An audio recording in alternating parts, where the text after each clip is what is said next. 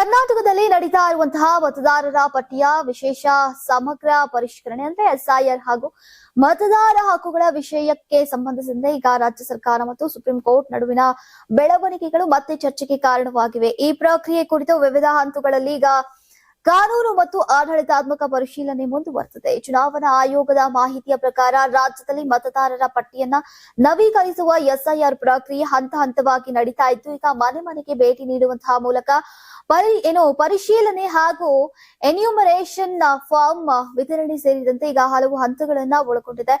ನೀವು ಸಣ್ಣ ಆಗ್ಬೇಕಲ್ವಾ? ಅದು ಒಂದು ಉತ್ತಮ ಆಹಾರದಿಂದ ಸಣ್ಣ ಆಗ್ಬೇಕಲ್ವಾ? ಪ್ರತಿದಿನ ನಮ್ಮ ಜೀನಿ ಸ್ಲಿಮ್ ನ ಯೂಸ್ ಮಾಡಿ ಯಾವುದೇ ಸೈಡ್ ಎಫೆಕ್ಟ್ ಇಲ್ದಂಗೆ ನೀವು ಸಣ್ಣ ಆಗ್ತೀರಾ.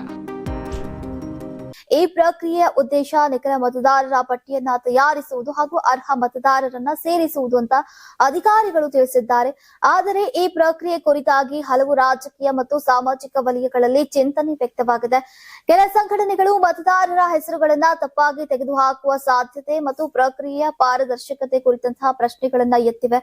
ಈ ಹಿನ್ನೆಲೆಯಲ್ಲಿ ಈಗ ಸುಪ್ರೀಂ ಕೋರ್ಟ್ ನಲ್ಲಿ ಸಲ್ಲಿಸಲಾದಂತಹ ಅರ್ಜಿಗಳ ವಿಚಾರಣೆಗಳು ನಡೀತಾ ಇದ್ದು, ಪ್ರಕ್ರಿಯೆ ಕಾನೂನಾತ್ಮಕ ಮಾನ್ಯತೆ ಮತ್ತು ಮತದಾರರ ಹಕ್ಕುಗಳ ರಕ್ಷಣೆಯ ಕುರಿತು ಚರ್ಚೆ ಮುಂದುವರೆದಿದೆ. ಇನ್ನೊಂದೆಡೆ ಸುಪ್ರೀಂ ಕೋರ್ಟ್ ಇತ್ತೀಚೆಗೆ ಕರ್ನಾಟಕ ಕೆಲ ಆಡಳಿತಾತ್ಮಕ ವಿಷಯಗಳಲ್ಲಿ ಸಮಯ ಮಿತಿಯನ್ನ ನಿಗದಿಪಡಿಸಿರುವುದು ರಾಜ್ಯ ಸರ್ಕಾರದ ಕಾರ್ಯನಿರ್ವಹಣೆಗೆ ಸಂಬಂಧಿಸಿದಂತಹ ಒತ್ತಡವನ್ನು ಹೆಚ್ಚಿಸಿದೆ.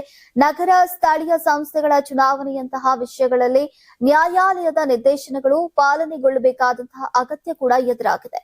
ಇನ್ನು ರಾಜ್ಯ ಸರ್ಕಾರದ ಮೂಲಗಳು ಹೇಳುವಂತೆ ಈಗ ಎಸ್ಐಆರ್ ಪ್ರಕ್ರಿಯೆ ಸಂಪೂರ್ಣವಾಗಿ ಚುನಾವಣಾ ಆಯೋಗದ ಮೇಲ್ವಿಚಾರಣೆಯಲ್ಲಿ ನಡೀತಾ ಇದ್ದು, ಮತದಾರರ ಹಕ್ಕುಗಳನ್ನ ಕಾಪಾಡುವುದು ಹಾಗೂ ಪಾರದರ್ಶಕತೆಯನ್ನ ಕಾಪಾಡುವುದು ಮುಖ್ಯ ಗುರಿಯಾಗಿದೆ. ಮುಂದಿನ ದಿನಗಳಲ್ಲಿ ಈ ವಿಷಯಕ್ಕೆ ಸಂಬಂಧಿಸಿದಂತೆ ಇನ್ನಷ್ಟು ಸ್ಪಷ್ಟತೆ ಬರಬಹುದು ಅಂತ ನಿರೀಕ್ಷಿಸಲಾಗಿದೆ.